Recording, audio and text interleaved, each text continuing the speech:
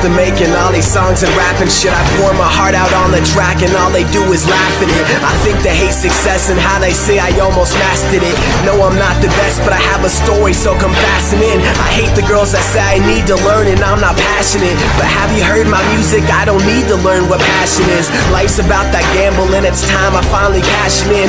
Every day's a struggle, we both live and I'm just rapping it. What's happening? I hate when people say that I can't do it, that I'll never make the cut, and if I try that I'll be losing. I'll be cruising on this road to my success, but it's not easy. I want girls that's acting classy, not a girl who's acting sleazy. I hate Weezy, I hate Drake, I hate anyone who's ever made it. It's not that I hate their music, I'm just tired of all this waiting. I'm escaping from this life that I'm just so tired of living. I just wanna make some money while I'm bumping to the rhythm, so look, I wanna fly.